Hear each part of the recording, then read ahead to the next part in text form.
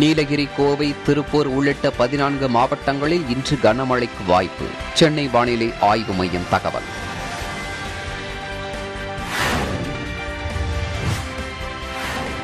பருத்தி கிலோ 120 ரூபாய் வரை விற்பனை. விலையேற்றத்தால் பருத்தி விவசாயத்தில் ஆர்வத்துடன் ஈடுபடும் பெரியகுளம் விவசாயிகள்.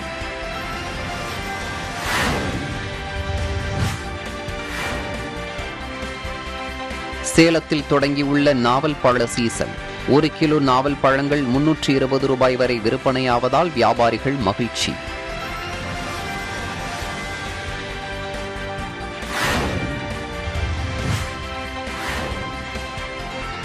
வேதாரண்யம் கோவில் 10 சேமிப்பு கிடங்கில் 2 ஆண்டுகளாக தேக்கமடைந்துள்ள நெல் மூட்டைகள். 1,70,000 மெட்ரிக் டன் நெல் சேதமடையும் நிலை ஏற்பட்டுள்ளதாக விவசாயிகள் வேதனை.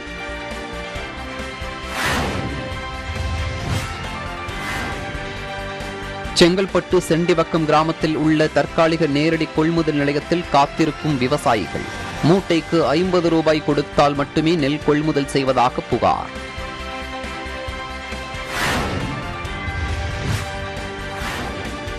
பத்து நாட்களுக்கு பிறகு முள்ளியாற்றை வந்தடைந்த காவிரி நீர். ஆற்றில் உள்ள செடிகளை அகற்றி தடையின்றி தண்ணீர் வர நடவடிக்கை எடுக்க விவசாயிகள் வலியுறுத்தல்.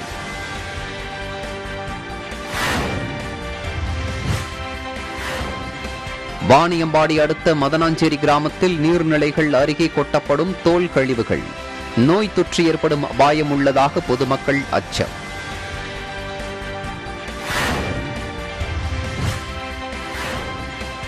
இடுக்கி மாவட்டத்தில் கடும் வெப்பம் நிலவி வருவதால் ஏலச்செடிகளில் காலதாமதமாக காய்பிடிப்பு. பருவமழை பெய்ய தொடங்கவில்லை என்றால் மகசூல் பாதிக்கும் என விவசாயிகள் கவலை.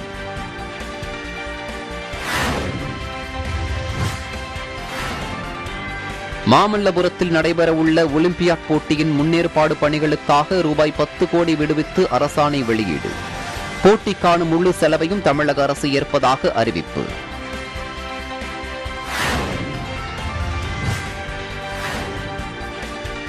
இலங்கையில் அத்தியாவசிய மருந்துகளுக்கு தட்டுப்பாடு. மருத்துவ அதிகாரிகள் சங்கம் அறிவிப்பு.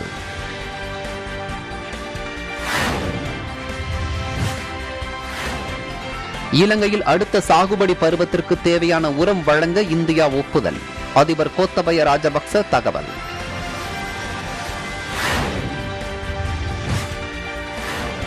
தூத்துக்குடியில் நடைபெற்ற ரக்பி போட்டி. சென்னை, திருவள்ளூர் அணிகள் வெற்றி.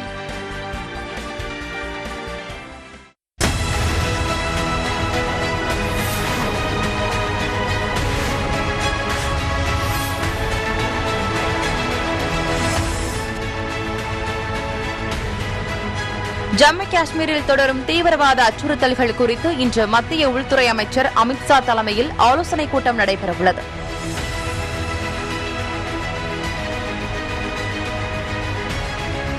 அரசியலமைப்பு சட்ட தினமான நவம்பர் 26ஆம் தேதி முதல் புதிய நாடாளுமன்ற கட்டடம் செயல்பாட்டுக்கு வரும் என தகவல்கள் வெளியாகியுள்ளது.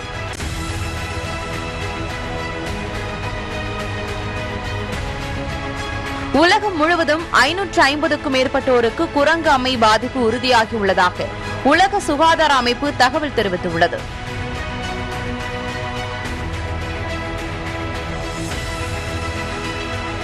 இலங்கையில் அரசு ஊழியர்களுக்கு ஊதியம் மற்றும் ஓய்வூதியம் வழங்க பணம் இல்லை என அரசு தரப்பில் தெரிவிக்கப்பட்டுள்ளது.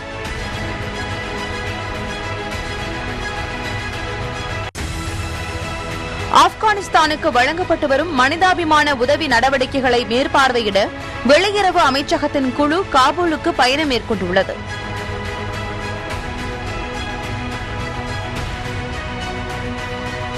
உக்ரைன் மீது தாக்குதல் நடத்தி வரும் ரஷ்யா இதுவரை 2 லட்சம் குழந்தைகளை கடத்தியுள்ளதாக உக்ரைன் அதிபர் ஜெலன்ஸ்கி குற்றம் சாட்டியுள்ளார்.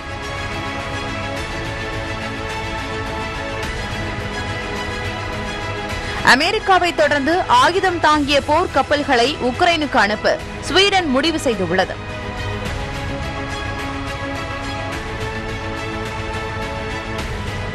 உலக செஸ் தரவரிசை பட்டியலில் முதல் 10 இடங்களுக்குள் மீண்டும் விஸ்வநாதன் ஆனந்த் நுழைந்தார்.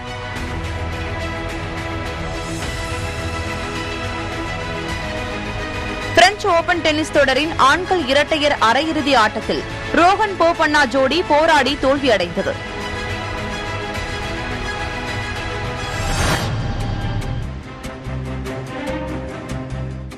தமிழக பகுதிகளின் மேலடுக்கில் நிலவும் காற்றின் திசை மாறுபாடு காரணமாக தமிழகம், புதுவை, காரைக்கால் பகுதிகளில் அடுத்த 4 நாட்களுக்கு மழை தொடரும் என சென்னை வானிலை ஆய்வு மையம் தெரிவித்துள்ளது.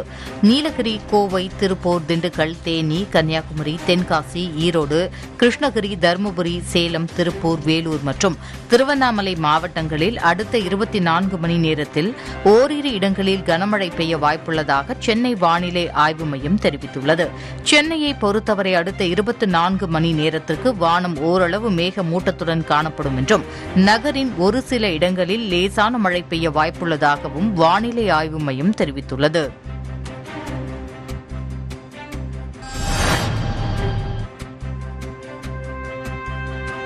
பருத்தி விலை ஏற்றத்தால் பருத்தி பயிரிடுவதில் விவசாயிகள் ஆர்வம் காட்டி வருகின்றனர்.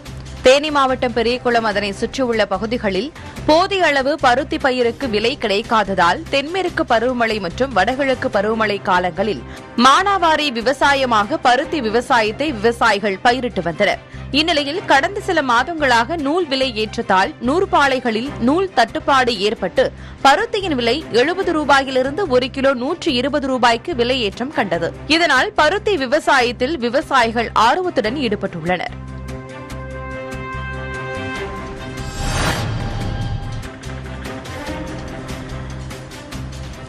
சேலத்தில் நாவல் பழம் சீசன் தொடங்கியுள்ள நிலையில் மக்கள் மிகுந்த ஆர்வத்தோடு வாங்கி செல்வதால் வியாபாரிகள் மகிழ்ச்சி அடைந்துள்ளனர். 45 நாட்கள் முதல் 50 நாட்கள் வரை மட்டுமே கிடைக்கும் நாவல் பழங்கள் சீசன் தொடங்கியுள்ளது.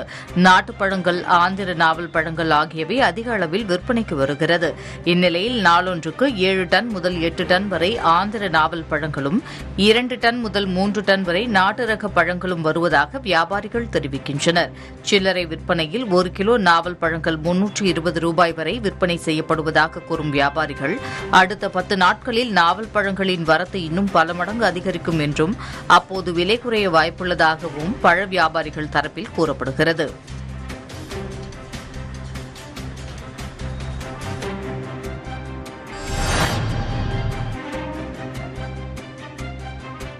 வேதாரண்யம் கோவில்பத்து சேமிப்பு கிடங்கில் வைக்கப்பட்டுள்ள நெல் மூட்டைகளை அரவை ஆலைகளுக்கு எடுத்து செல்லும் பணியை தொடங்க வேண்டுமென சமூக ஆர்வலர்கள் கோரிக்கை வைத்துள்ளனர்.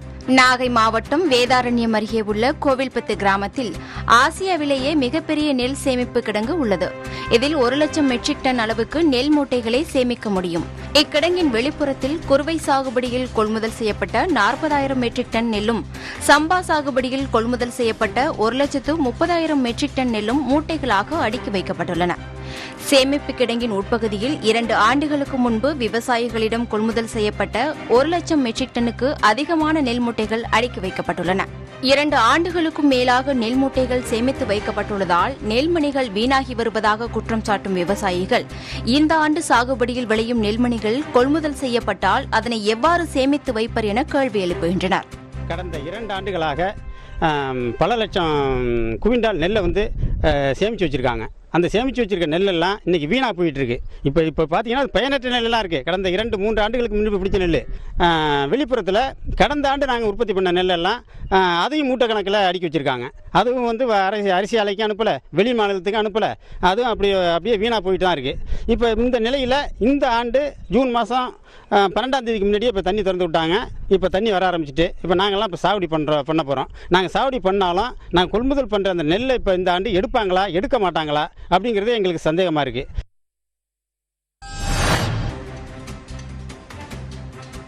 செங்கல்பட்டு மாவட்டம் செண்டிவாக்கம் கிராமத்தில் தற்காலிக நேரடி கொள்முதல் நிலையத்தில் முறைகேடுகள் நடப்பதாக விவசாயிகள் புகார் அளித்துள்ளனர். 300க்கும் மேற்பட்ட விவசாயிகள் ஆன்லைனில் பதிவு செய்திருந்த நிலையில் பதிவு செய்த வரிசைப்படி நெல் கொள்முதல் செய்யப்படவில்லை என்றும், காசு கொடுத்தால் மட்டுமே கொள்முதல் செய்யப்படுவதாகவும், கட்சி நிர்வாகிகள் சிலரின் குறுக்கீடு இருப்பதாகவும் விவசாயிகள் குற்றம் சாட்டியுள்ளனர். மாவட்ட நிர்வாகம் உடனடியாக நடவடிக்கை எடுக்க வேண்டும் என விவசாயிகள் கோரிக்கை வைத்துள்ளனர்.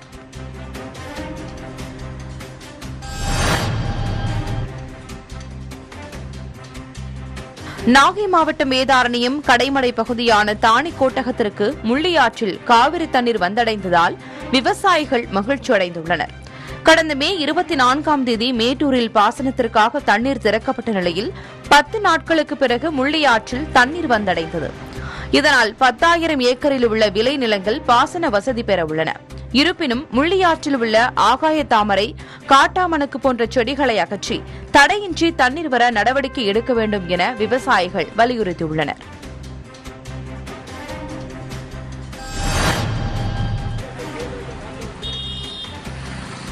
ஓமலூர் அருகே சிறிய ரக இருசக்கர வாகனத்தில் சிறுவன் உலா வந்து அனைவரையும் ஆச்சரியப்படுத்தி வருகிறார்.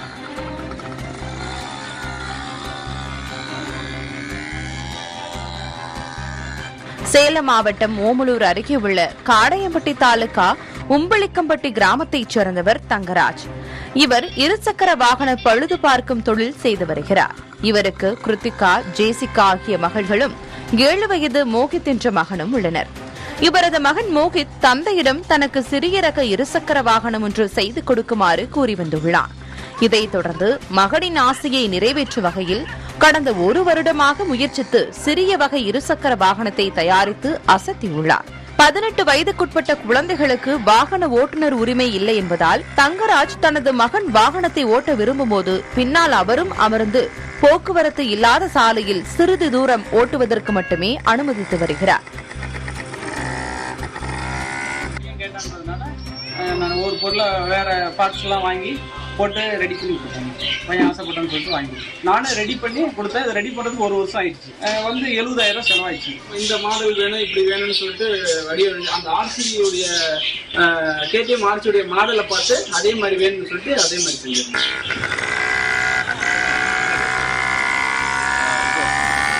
மெக்கானிக் தங்கராஜ் தனது சொந்த முயற்சியில் சிறிய ரக இருசக்கர வாகனத்தை உருவாக்கி அதில் சிறுவனான மகனுடன் உலா வருவதை அப்பகுதி மக்கள் ஆச்சரியத்துடன் பார்த்து வருகின்றனர்.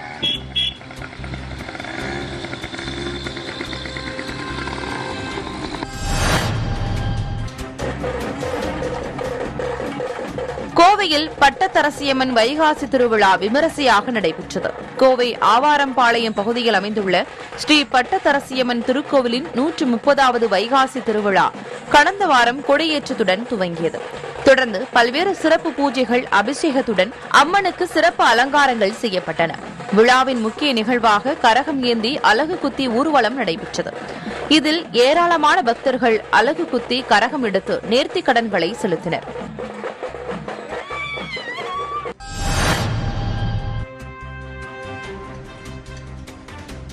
நம் அண்டை நாடான இலங்கையில் விலைவாசிகள் உயர்ந்துள்ள நிலையில் அங்கு அத்தியாவசிய மருந்துகளுக்கு தட்டுப்பாடு ஏற்பட்டுள்ளதாக மருத்துவ அதிகாரிகள் சங்கம் தெரிவித்துள்ளது. அதன்படி 12 முதல் 20 வரையிலான அத்தியாவசிய மருந்துகளுக்கும் 120 முதல் 150 வரையிலான அத்தியாவசியமற்ற மருந்துகளுக்கும் தட்டுப்பாடு ஏற்பட்டுள்ளதாக தெரிவிக்கப்பட்டுள்ளது. சுகாதாரத்துறையை அத்தியாவசிய சேவையாக பிரகடனப்படுத்தி இருக்கின்றது. அத்தியாவசிய சேவையாக பிரகடனப்படுத்தியிருக்கின்ற பொழுது நோயாளர்களுக்கு, சுகாதார சேவையை பெறுபவர்களுக்கு, அதேபோன்று சுகாதார சேவையை வழங்குபவர்களுக்கு உரிய வசதிகளை செய்து கொடுக்க வேண்டியது அரசாங்கத்தினுடைய பிரதான கடமையாக இருக்கின்றது.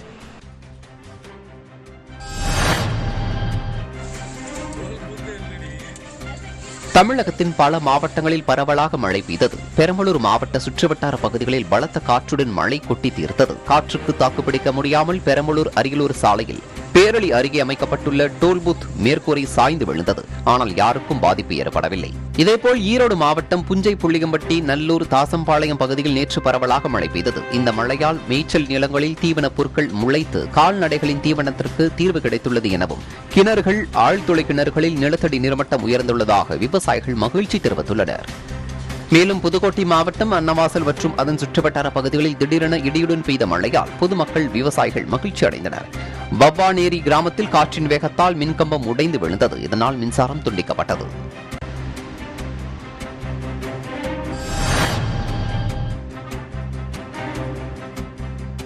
மின் நிலையங்களுக்கு ரயில் மூலம் 3.621 மில்லியன் டன் நிலக்கரி சரக்குகள் கையாண்டு தெற்கு ரயில்வே சாதனை செய்துள்ளது. மின் நிலையங்களுக்கு மின்சாரம் தயாரிக்க நிலக்கரி வட மாநிலங்கள் மற்றும் துறைமுகங்களில் இருந்து ரயில் மூலம் கொண்டுவரப்படுகிறது. இந்த நிலக்கரி போக்குவரத்து கடந்த மே மாதம் மட்டும் 26% அதிகரித்துள்ளது. கடந்த ஆண்டு மே மாதத்தை காட்டிலும் 0.263 மில்லியன் டன்னுக்கும் அதிகமான நிலக்கரி மின் நிலையங்களுக்கு ரயில் மூலம் வந்து சேர்ந்துள்ளது. மேலும் கடந்த 9 ஆண்டுகளில் தெற்கு ரயில்வே மே மாதத்தில் மட்டும் 3.621 மில்லியன் டன் சரக்குகளை கையாண்டு சாதனை புரிந்துள்ளது. இது கடந்த ஆண்டை காட்டிலும் 49% அதிகமாகும்.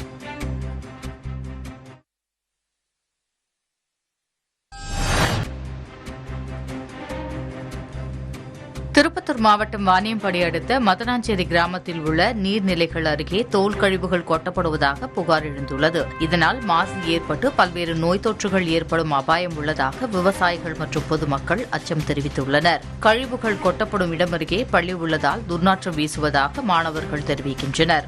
எனவே துறை சார்ந்த அதிகாரிகள் தலையிட்டு தோல் கழிவுகள் கொட்டப்பட்டு வருவதை உடனடியாக தடுத்து நிறுத்தவும், இதுபோன்று செயல்களில் ஈடுபடும் நபர்கள் மீது நடவடிக்கை எடுக்க வேண்டும் என்றும் அந்த பகுதி மக்கள் மற்றும் விவசாயிகள் கோரிக்கை விடுத்துள்ளனர்.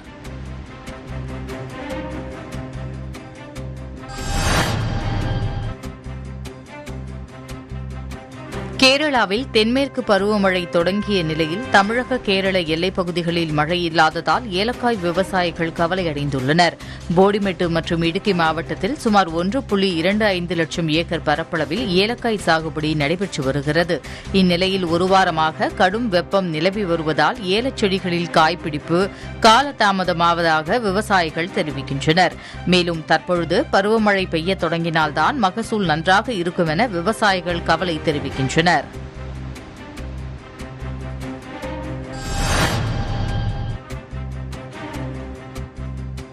கடும் பொருளாதார நெருக்கடியில் சிக்கியுள்ள இலங்கைக்கு தேவையான உரங்களை வழங்க பிரதமர் மோடி ஒப்புதல் அளித்துள்ளதாக இலங்கை அதிபர் கோட்டபய ராஜபக்ச தகவல் தெரிவித்துள்ளார்.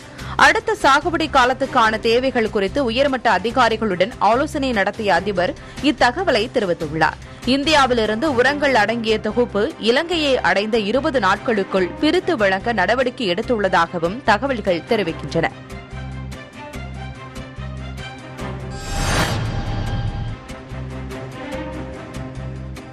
மதுரை மாவட்டத்தில் கடந்த சில நாட்களாக பெய்த மழையின் காரணமாக மதுரை வைகை ஆற்றில் தண்ணீர் அதிக அளவில் வருகிறது.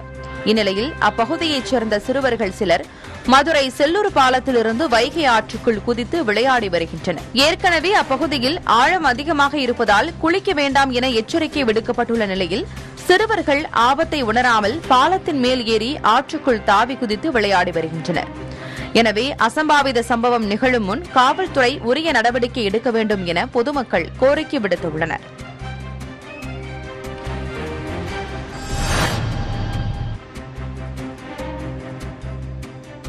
நீலகிரி மாவட்டம் குன்னூர் அருகே உபதலை பகுதியில் உள்ளது ஆலோரை என்ற கிராமம்.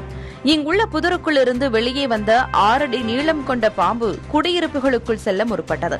அப்போது அப்பகுதியில் விளையாடிக் கொண்டிருந்த வர்மா என்பவரின் 4 வயதான ஸ்ரீனிஷா எனும் சிறுமி அந்த பாம்பை சிறிதும் அச்சமின்றி லாவகமாக பிடித்து அருகில் இருந்த பாம்பு புந்திற்குள் அச்சமின்றி விட்டாள்.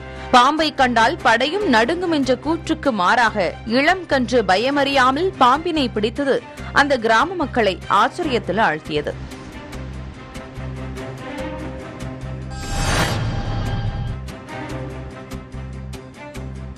தஞ்சை மாவட்டம் மெலட்டூர் கிராமத்தில் சாதி சான்றிதழ் இல்லாமல் பள்ளி படிப்பை தொடர முடியாத நிலையில் இருந்த 10 இருளர் இன மாணவர்களுக்கு மாவட்ட ஆட்சியர் நேரடியாக சென்று சான்றிதழ்களை வழங்கினார். குழந்தைகளின் படிப்பை கருத்தில் கொண்டு 1 வார காலத்திற்குள்ளாகவே வருவாய்த்துறை மூலம் விசாரணை மேற்கொண்டு ஜாதி சான்றிதழ் வழங்க நடவடிக்கை எடுக்கப்பட்டுள்ளது. கிட்டத்தட்ட 23 வீடுகள் இருக்கின்றன. இந்த 23 வீடுகளும் 40 ஆண்டுகளுக்கு மேலாக வசித்து வருகின்றனர். இதுவரை அவர்களுக்கு ஜாதி சான்று பெற இயலவில்லை.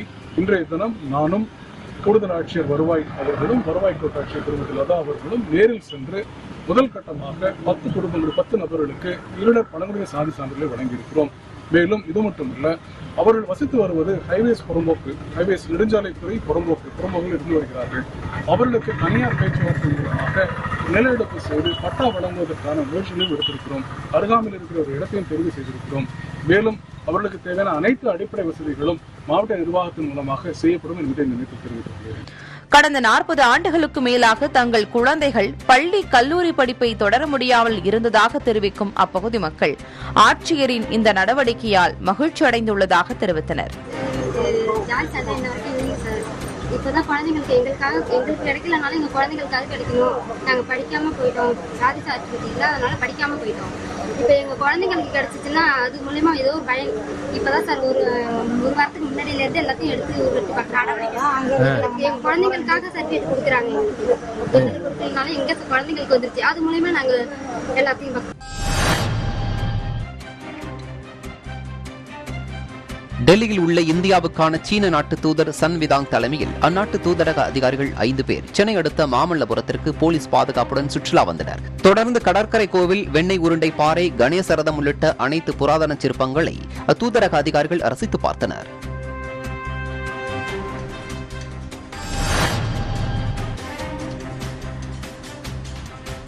விழுப்புரம் மாவட்டம் திருவெண்ணைநல்லூர் பெரிய சவலை பகுதியைச் சேர்ந்த செல்வம் பாக்கியலட்சுமி தம்பதியினரின் 3 வயது சிறுவன் யஷ்வந்த். அச்சிறுவன் தமது வீட்டிலிருந்த காலி எவர் சில்வர் குடத்திற்குள் இறங்கி விளையாடிய போது குடத்திற்குள்ளேயே சிக்கிக்கொண்டு வெளியே வர முடியாமல் கூச்சலிட்டு தவித்துள்ளான். அதனால் பதறிய பெற்றோர் தீயணைப்புத் துறையினரின் உதவியை நாடினர். இதனைத் தொடர்ந்து திருவெண்ணைநல்லூர் தீயணைப்பு நிலைய வீரர்கள் அச்சிறுவனை மீட்க நீண்ட நேரம் போராடி தோல்வியடைந்த நிலையில் ராட்சத கட்டிங் பிளேயர் உதவி கொண்டு அக்குடத்தை அறுத்து அச்சிறுவனை பத்திரமாக மீட்டனர். இதனையடுத்து சிறுவனின் பெற்றோர்கள் கண்ணீர் மல்க தீயணைப்பு வீரர்களுக்கு நன்றி தெரிவித்தனர்.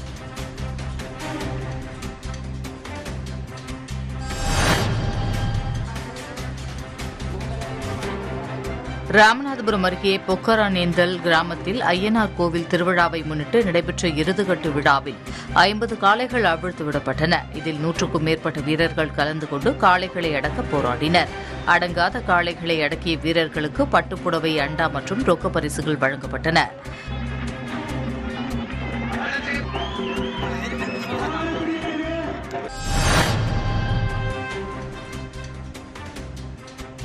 தமிழகத்தில் பள்ளிகளுக்கு விடுமுறை அளிக்கப்பட்டுள்ள நிலையில் குமரி மாவட்டத்தில் உள்ள சுற்றுலா தலங்களில் தினசரி சுற்றுலா பயணிகள் கூட்டம் அதிகமாக காணப்பட்டு வருகிறது.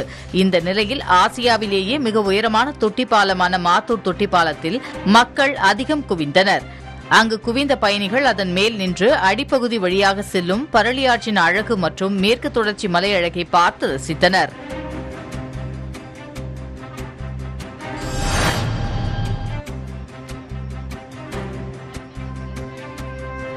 கர்நாடகாவில் மயக்க ஊசி செலுத்தி பிடிக்கப்பட்ட காட்டு யானை உயிரிழந்த சம்பவம் அரங்கேறியுள்ளது. கர்நாடகாவின் குடகு மாவட்டத்தில் உள்ள ஒரு கிராமத்தில் சமீபத்தில் வனப்பகுதியிலிருந்து ஊருக்குள் 2 காட்டு யானைகள் நுழைந்தன. இதில் ஒரு யானை ஏற்கனவே மயக்க ஊசி செலுத்தி பிடிக்கப்பட்டது. காலில் காயத்துடன் பிடிபட்ட அந்த யானைக்கு சிகிச்சை அளிக்கப்பட்டு வருகிறது. இந்நிலையில் நேற்று மயக்க ஊசி செலுத்தப்பட்ட மற்றொரு காட்டு யானை சம்பவ இடத்திலேயே மயங்கி விழுந்து உயிரிழந்தது. பின் யானையின் உடலை அடக்கம் செய்ய வனத்துறை அதிகாரிகள் நடவடிக்கை மேற்கொண்டனர்.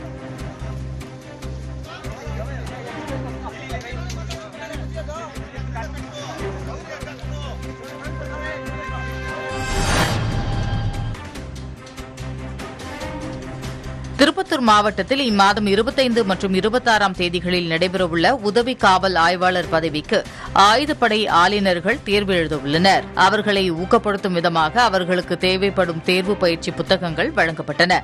மேலும் ஆயுதப்படை ஆளுநர்களின் உடல்நலன் கருதி அவர்களுக்கு உடற்பயிற்சி கூடம் ஒன்றும் திறந்து வைக்கப்பட்டன.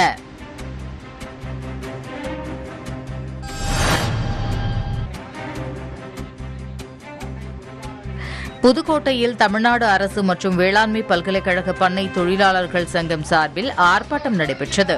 அந்த ஆர்ப்பாட்டத்தில் தங்களுக்கு கடந்த சில மாதங்களாக தரப்பட வேண்டிய ஊதிய நிலுவையை உடனடியாக வழங்க கோரியும், மேலும் வரும் மாதங்களில் 5ஆம் தேதிக்குள் ஊதியம் வழங்க ஏற்பாடு செய்ய வேண்டும் என்பன உள்ளிட்ட கோரிக்கைகளை வலியுறுத்தினர்.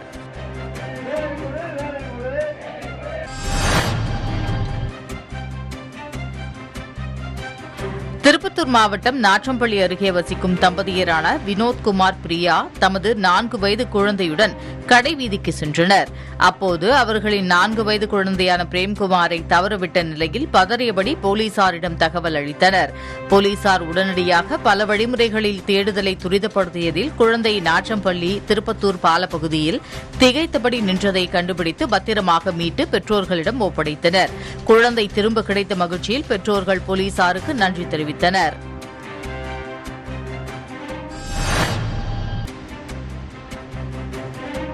இந்தியாவில் முதன்முறையாக நடைபெறும் செஸ் ஒலிம்பியாட் போட்டிக்கான முன்னேற்பாடுகளை மேற்கொள்ள 10 கோடி ரூபாயை விடுவித்து தமிழக அரசு அரசாணை வெளியிட்டுள்ளது.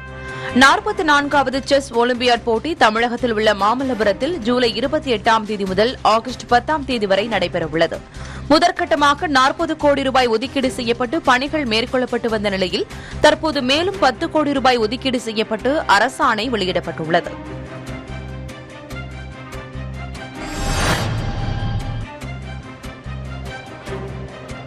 தூத்துக்குடி மாவட்டம் வல்லநாட்டில் தனியார் கல்லூரி மைதானத்தில் மாநில அளவிலான ரக்பி போட்டி நடைபெற்றது.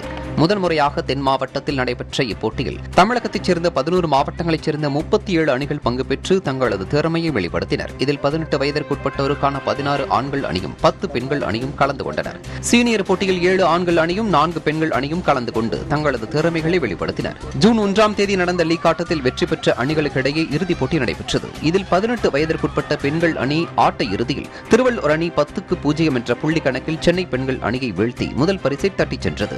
இதேபோல் 18 வயதிற்குட்பட்ட ஆண்களுக்கான இறுதிப் போட்டியில் திருவள்ளூர் அணியினரை 10-0 என்ற கணக்கில் வீழ்த்தி சென்னை அணி முதல் பரிசை பெற்றது. சீனியர் பிரிவில் சென்னை பெண்கள் அணி 20-10 என்ற புள்ளி கணக்கில் திருவள்ளூர் அணியை வீழ்த்தியது.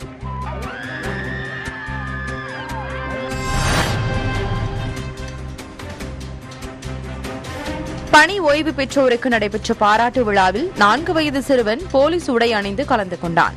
ஆவடி காவல் ஆணையர் அலுவலகத்தில் 4 சிறப்பு உதவி ஆய்வாளர்களுக்கு பணி நிறைவு பாராட்டு விழா ஆணையர் சந்தீப் ராய் ரத்தோர் தலைமையில் நடைபெற்றது. இவ்விழாவில் செங்குன்றம் சட்ட ஒழுங்கு பிரிவில் பணியாற்றி ஓய்வு பெற்ற எஸ்ஐ சாரலாதன் தனது 4 வயது பேரன் பிரணவ் சாயை கம்பீரமாக காவலர் உடையில் அழைத்து வந்தார். அப்போது சிறுவனை தூக்கி தனது இருக்கையில் அமர வைத்து காவல் ஆணையர் அழகு பார்த்தார்.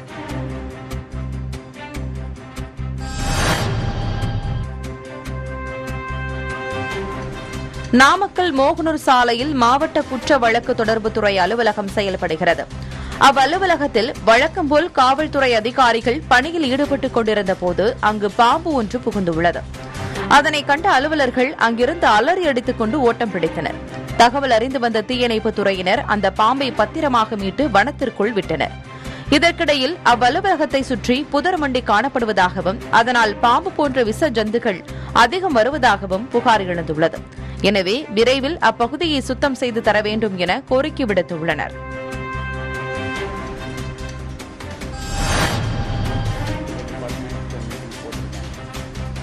மதுரை மாநகராட்சியின் புதிய ஆணையராக சிம்ரன்ஜித் சிங் என்பவர் பொறுப்பேற்ற நிலையில் செய்தியாளர்களை சந்தித்தார்.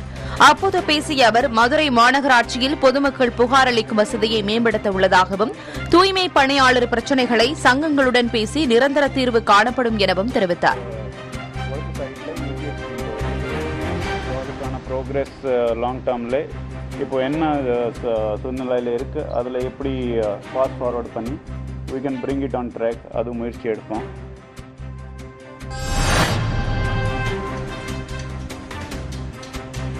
கிருஷ்ணகிரி மாவட்டம் ஊத்தங்கரை வருவாய் வட்டாட்சியர் அலுவலகத்தில் ஜமாபந்தி நடைபெற்றது.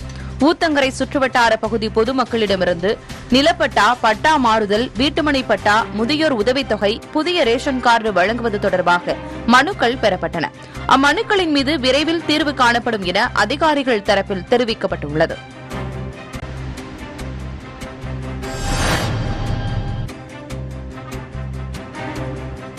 கடலூர் மாவட்டம் கம்மியம்பேட்டை பகுதியில் ரயில்வே கேட்டை சிறிதும் பொருட்படுத்தாமல் ரயில் வரும் நேரத்தில் ஆபத்தான முறையில் தண்டவாளத்தை வாகன ஓட்டிகள் கடந்து வருவதாக அப்பகுதி மக்கள் புகார் தெரிவித்துள்ளனர்.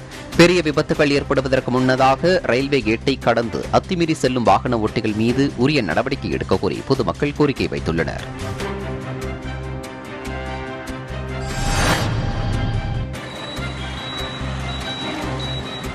விருதுநகர் மாவட்டத்தில் ஊட்டச்சத்து மற்றும் பொது குறைபாடு உள்ள 566 குழந்தைகள் கண்டறியப்பட்டு அவர்களுக்கு அந்தந்த வட்டார அரசு மருத்துவமனை மற்றும் மருத்துவக் கல்லூரிகளில் சிகிச்சை அளிக்கப்பட்டு வருவதாக மாவட்ட ஆட்சியர் மேகநாத ரெட்டி தெரிவித்துள்ளார். விருதுநகர் அரசு மருத்துவக் கல்லூரி மருத்துவமனையில் ஊட்டச்சத்து குறைபாடுள்ள குழந்தைகளுக்கான மருத்துவ பரிசோதனை முகாமினை தொடங்கி வைத்த பின் செய்தியாளர்களை சந்தித்த ஆட்சியர் இவ்வாறு தெரிவித்தார். இன்றைய தேதியில் என்ன ஹைட்டு என்ன வெயிட்டு அன்ற பார்க்குறது ஒரு விஷயம், அவங்க ஏதாவது ஒரு இம்ப்ரூவ்மெண்ட் இருக்கா இல்லையே, இன்னும் அதே ஸ்டேஜில் இருக்காங்கன்னு பார்க்குறது ஒரு விஷயம். ரெண்டாவது மிக முக்கியமாக அவங்களுக்கு ஏதாவது ஒரு மெடிக்கல் இன்டர்வென்ஷன் தேவைப்படுமான்றது உறுதி செய்கிறது மிக முக்கியமான விஷயம். ரெண்டுமே அவங்க நியூட்ரிஷன் ஸ்டேட்டஸ் என்ன இருக்குது, மெடிக்கல் ஹெல்ப் ஏதாவது தேவைப்படுமான்ற ஒரு 2 நோக்கத்தில் இந்த திட்டம் வந்து நாங்கள் செயல்படுத்துகிறோம்.